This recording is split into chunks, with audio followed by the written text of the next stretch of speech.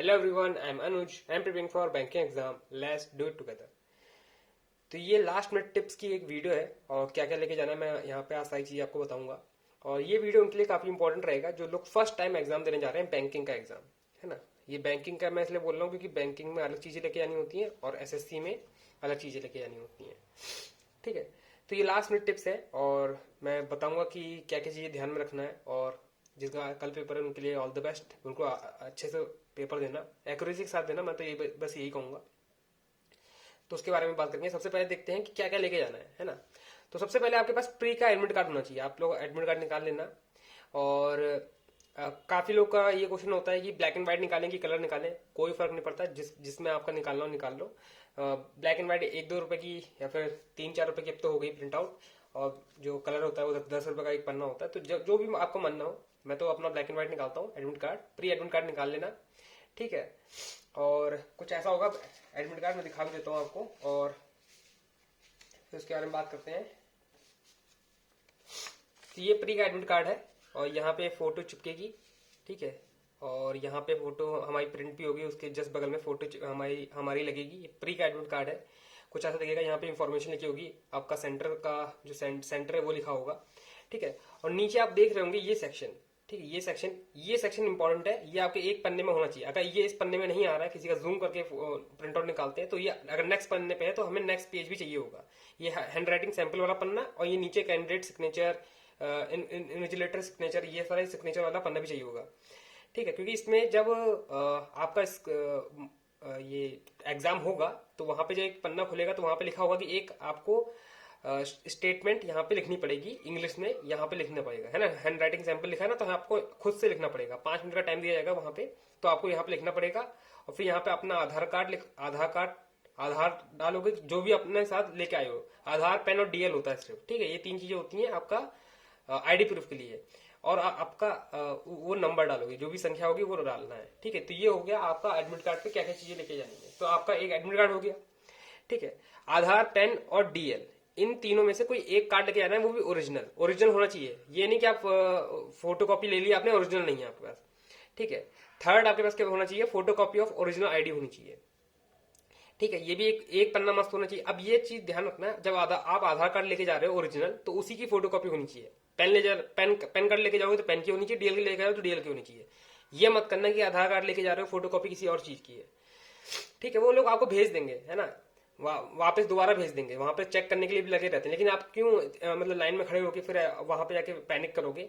ठीक है, तो ये सब चीजें आप पहले से ही रखना है। ये 5 चीजें आप रखोगे तो कोई दिक्कत नहीं आएगी, आपकी एंट्री हो जाएगी, आपका एग्जाम अच्छे से दे लोगे। ठीक है, तो फोटो आधार कार्ड का ओरिजिनल ओरिजिनल आधार कार्ड हो गया, पेन या फिर डीएल, जो भी आप लेके जाना चाहते हो। और फोटो कॉपी हो गया ओरिजिनल आईडी की, उसी चीज की फोटो कॉपी हो गई, एक पन्ना, वो भी लेके जाना पड़ेगा।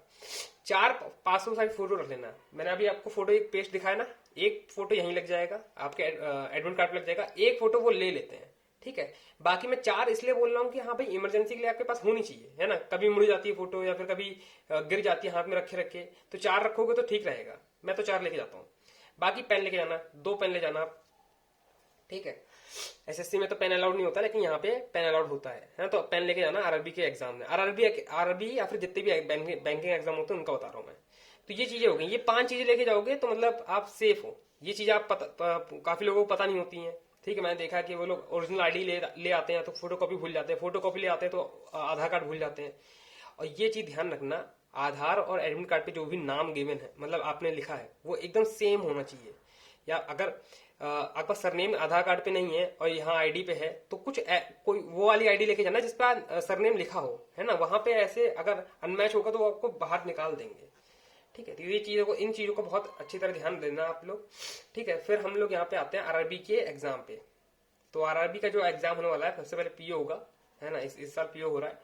तो कल भी एग्जाम है, कल 5 तारीख है और 6 तारीख को भी एग्जाम है। आगे भी एग्जाम मुझे पता नहीं है, लेकिन कल और परसों तो है। ठीक है, मेरा 6 तारीख को है। अब टारगेट मेरा ये है, मैं यूपी से बिलोंग करता हूँ तो मैं यहीं का बताऊंगा, बाकी अलग अलग स्टेट का अलग अलग होता है।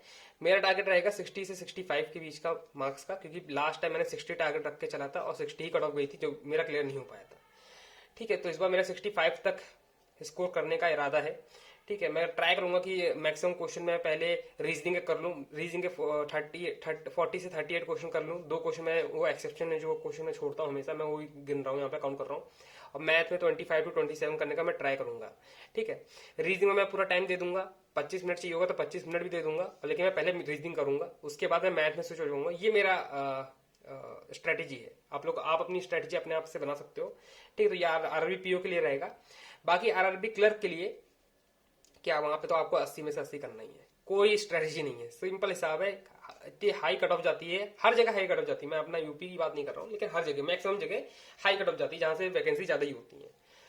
ठीक है, तो यहाँ इसकी तो कोई बात ही नहीं कर सकते, इसमें तो पूरा आपको झोंकना पड़ेगा, अपना पूरा दम लगा के आपको 80 में से 80 अटेंड करना पड़ेगा, वो भी एक्यूरेसी के साथ। अब यहाँ पे एक्यूरेसी की बात आती है, मैं यही बोलता हूँ कि हाँ भाई, आरआरबीपीओ में आप एक गलती अफोर्ड कर सकते हो, 1 से 2 गलती बस। आरआरबी क्लर्क में तो एक भी गलती अफोर्ड नहीं कर सकते, और आपको 100% एक्यूरेसी रखोगे तो बहुत फायदा मिलेगा। ठीक है, 2 मार्क्स के क्वेश्चन अगर आपको छूट जा रहे हैं, मतलब 2 मार्क्स का छूट जा रहा है, लेकिन आप एक्यूरेसी बना के चल रहे हो, तो वो आपको ज्यादा फायदा देगा, एक्यूरेसी ज्यादा फायदा देगा, वो 2 मार्क्स फायदा नहीं देगा। ठीक है, क्योंकि मार्क्स इंक्रीज होता है, अगर आपका नॉर्मलाइजेशन होगा तो मार्क्स इंक्रीज होता है, 100% एक्यूरेसी पे होता है। ठीक है, इन चीजों को ध्यान देना। बाकी अब लास्ट टाइम आ गया है, जिसका ये फर्स्ट टाइम है एग्जाम का, जिसने अभी बस 1 महीना पहले तैयारी शुरू करी थी। ठीक है, उसको क्या करना चाहिए, जिसने 2 या 3 साल से लगा हुआ है, ठीक है, मेरी तरह, तो उसको क्या करना चाहिए। ठीक है, अब यहाँ पे 2 ही दिन बचे हैं। ठीक है, आरआरबी पीओ में तो कुछ नहीं हो सकता 2 दिन में, है ना। जो फैक्ट है वो ये है। ठीक है, आप चाहे कितना भी देख लो, या फिर हाँ सिंप्लीफिकेशन लगा लिया हमने, ये कर लिया वो कर लिया, लेकिन लास्ट टाइम तक कुछ नहीं होता है। ठीक है, तो यही चीज है, ज्यादा पैनिक मत करो, जितना आपने पढ़ा है अभी तक उतना आप अपना बेस्ट दो, बस यही कह सकता हूं मैं, उतना अपना बेस्ट दो। किसी भी पूछोगे हाँ भाई हम 10 दिन में क्या कर लें, 10 दिन में क्या ही कर लोगे, कुछ नहीं कर पाओगे। 10 दिन तो है भी नहीं, अब आपके पास 2 ही दिन बचे हैं। ठीक है, 2 दिन में आप कुछ नहीं कर पाओगे। जितना अपना पढ़ा है उस पर फोकस होके, उस पर विश्वास करके आप जाइए, क्वेश्चन अटेंड करिए 100% एक्यूरेसी के साथ। तो ध्यान देना, 100% एक्यूरेसी के साथ। अगर लग रहा है कहीं डाउट, तो एक बार क्वेश्चन को दोबारा पढ़ के सॉल्व करिएगा। अभी मैं अपना मॉक टेस्ट एनालिसिस दिखाऊंगा, उसमें बताऊंगा कि किन चीजों पर ध्यान देना चाहिए। ठीक है, क्वेश्चन पढ़ते टाइम जो हमारी जो मिस्टेक होती है वो होती है हमेशा सिली मिस्टेक्स। ठीक है, हम जल्दी से क्वेश्चन पढ़ लेते हैं, देखते हैं नहीं इसमें राइट लिखा है लेफ्ट लिखा है, बस नजर एक बार डालते हैं कि हाँ भाई इसने पूछा है कि हाँ सेकंड टू दी, देखते नहीं है कि राइट है लेफ्ट है, और हम लेफ्ट मार्क कर देते हैं, राइट लिख गए। पता ना कमेंट बॉक्स में, ये बहुत लोगों के साथ ऐसा होता होगा, मेरे साथ भी ऐसा ही होता है, इसलिए मैं बता रहा हूँ। ठीक है, तो ये इन सब चीजों को हम लोग अवॉइड करेंगे। पूरा क्वेश्चन पढ़ना है। हाँ मैं जानता हूँ आपको सब आता है, जिसको एक्सपीरियंस है 2-3 साल का, उसे सब पता है, जितने भी उसने एग्जाम दिए हैं, 6 एग्जाम होते हैं साल में, अगर उसने 6 के 6 एग्जाम दिए हैं, उसके बाद 12 एग्जाम दिए हैं, अगर प्री निकाल लेता है तो उसे एक्सपीरियंस है, उसे पता है कि हाँ भाई हमने क्वेश्चन पढ़ा है, यही क्वेश्चन पूछ रहा है उसमें, लेकिन पढ़ना जरूरी है।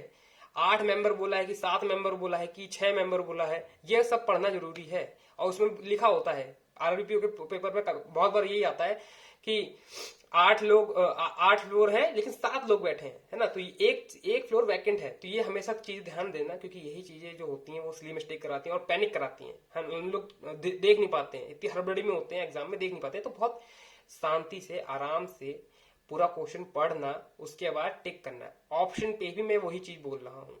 ठीक, हर एक टिक के बाद कंफर्म करना कि हाँ मैंने सही जगह टिक करा है कि नहीं करा है। ठीक है, तो ये जो मेरी टिप्स थे, जो मैंने बता दिया आपको, टिप्स क्या थे आपको बिल्कुल मतलब सच्चाई बता दी। अब तक टिप्स तो कोई बताया नहीं मैंने। टिप्स अब लास्ट मिनट है तो आप क्या कर सकते हो, मैं यही बोलूंगा, सजेस्ट यही करूंगा, फुल मॉक टेस्ट अपना एक लगाओ, और वो भी मेमोरी बेस, एकदम इजी वाले मॉक टेस्ट लगाओ। ठीक, हार्ड लेवल लगाने का कोई मतलब नहीं है, आपको डिमोटिवेशन फील और ही होगा।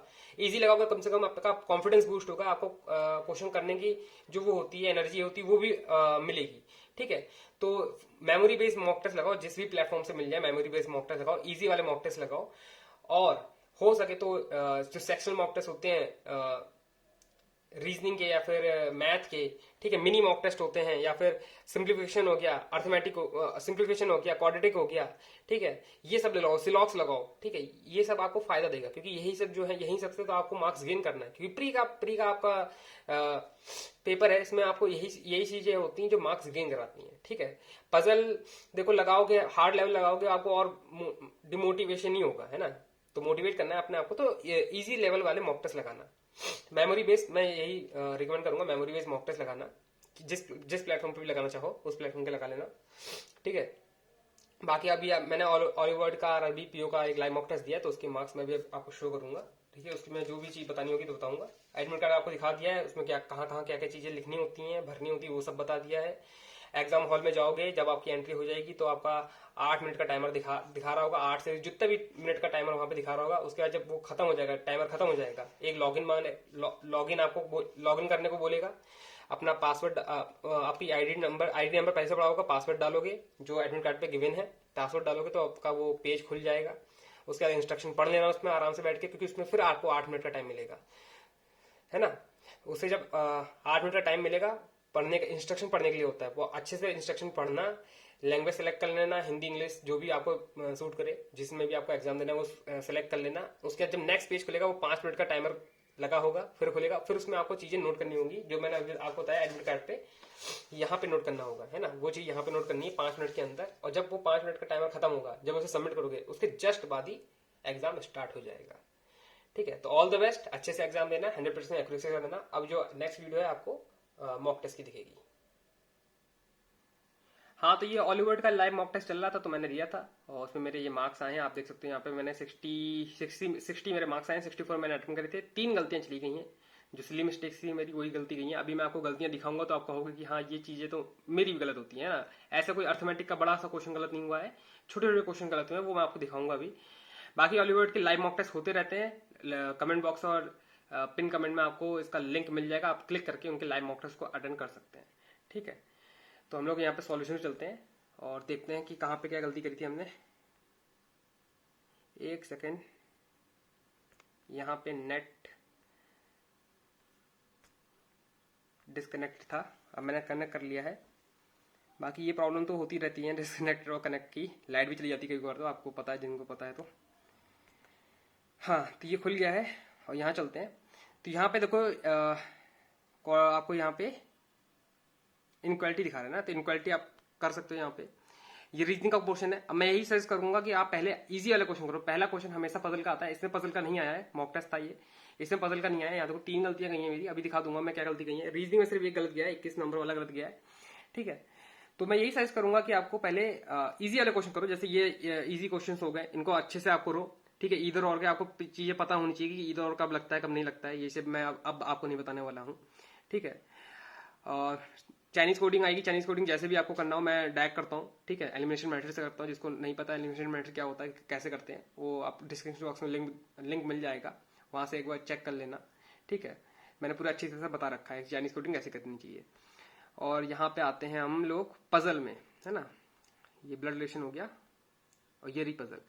तो ये पजल है, ये एकदम छोटी सी पजल है, क्लर्क लेवल का समझ सकते हो, लेकिन टाइम टेकिंग थी ये, है ना। ऐसी ट्रिकी पजल्स आती हैं, छोटी पजल आएंगी लेकिन ट्रिकी पजल आएंगी। पीओ के पेपर में ऐसे ही होता है, कोई लेंथी पजल नहीं होती है, एकदम छोटी छोटी पजल होंगी लेकिन ट्रिकी होंगी थोड़ी सी। तो ये इसमें वही लैंग्वेज का खेल होता है। आराम से अच्छे से पढ़ो कि कब उसने क्या बोला है, how many people born after T, ये चीज बोली तो आप अच्छे से गिन के करो, है ना। ये इन सब चीजों का आपको ध्यान देना पड़ेगा। ठीक है, ये ऐसे क्वेश्चन हो गए, ऐसे क्वेश्चन कंफर्म कर आते हैं कि आपकी पजल सही बनी कि गलत बनी है, इन क्वेश्चन पे ज्यादा ध्यान देना आप लोग।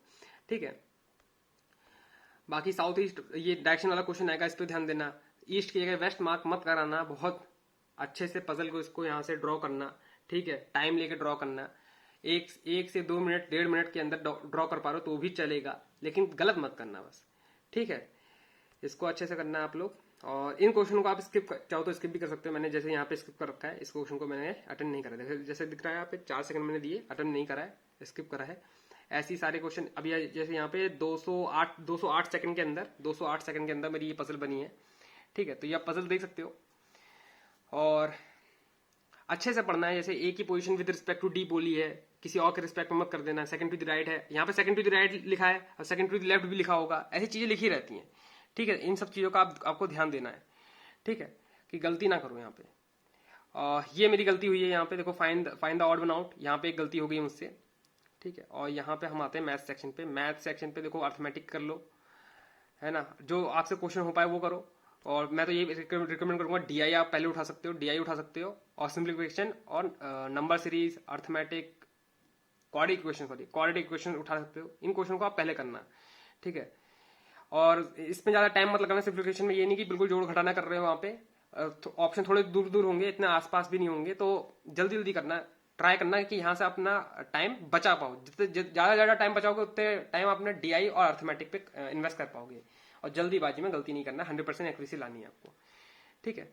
बाकी ऑल द बेस्ट आपको जिन जिनके एग्जाम है, और एग्जाम के बाद एनालिसिस मैं करूंगा फिर। ये देखो, ये मेरी एक गलती यहाँ पे हुई है, देख सकते हो। ऐसी गलतियां होती रहती होंगी, है ना, हर किसी की ऐसी गलतियां कभी ना कभी हो ही जाती होंगी। एकदम सिली मिस्टेक्स हैं ये।